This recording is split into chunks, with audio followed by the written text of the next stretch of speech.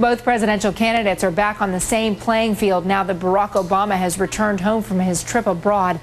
John McCain is in California today, raising money for his campaign and talking about energy. And Barack Obama is in Washington, telling top economic advisors he would work rapidly to revive the sagging economy. In the long run, we can't have a thriving Wall Street if we don't have a thriving Main Street. When wages are flat, prices are rising, and more Americans are mired in debt, then the economy as a whole suffers. Joining us now is Democratic strategist Bernard Whitman and Republican pollster Chris Wilson. Chris, let me begin with you. The news that the next president may inherit a record deficit, almost $490 billion. What possibly could McCain say to that?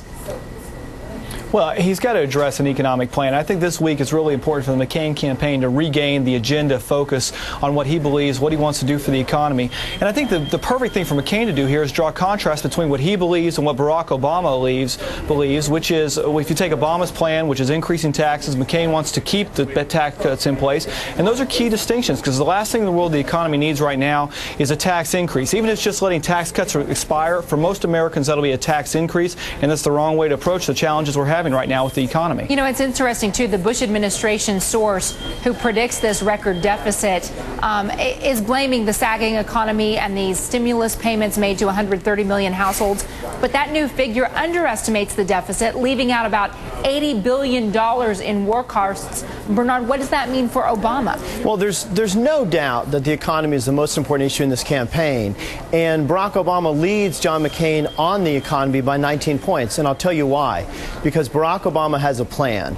He has a plan to help out working families and women, which is being rolled out today. He has a plan to extend tax relief to the middle class and small businesses. He has a plan to deal with the housing crisis. He has a plan to end the tax burden on seniors who are making less than $50,000. He has a plan to create 5 million new green jobs.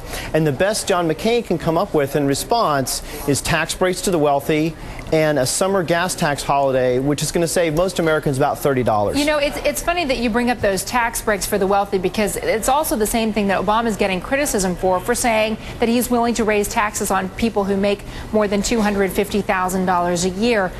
Chris, when you come down to it, most people who live in this country don't make that much money. Even if families who are making that much money do, I mean, they may not feel wealthy, but the rest of the country sees in that. How is that a winning combination? Well, I think the difference between the McCain and the Obama plans here are real simple in the fact that McCain's trying to encourage investment, encourage spending in the economy, and by giving people more of what they earn back in the form of tax cuts.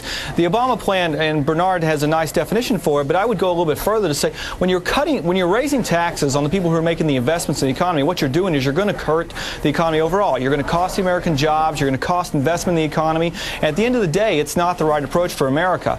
And so I do believe, and I would agree with Bernard in the statement, that Obama's done a good job in defining his plan, but right now it's got labels. Bernard put forth all those labels. What needs to be done is the American people focus on it more, and as the McCain campaign does a better job of defining what they believe in and comparing it to the details of the Obama plan, I think you'll find one is better for the economy and one is worse for the economy. Chris, Bernard, thank you both. Thank you.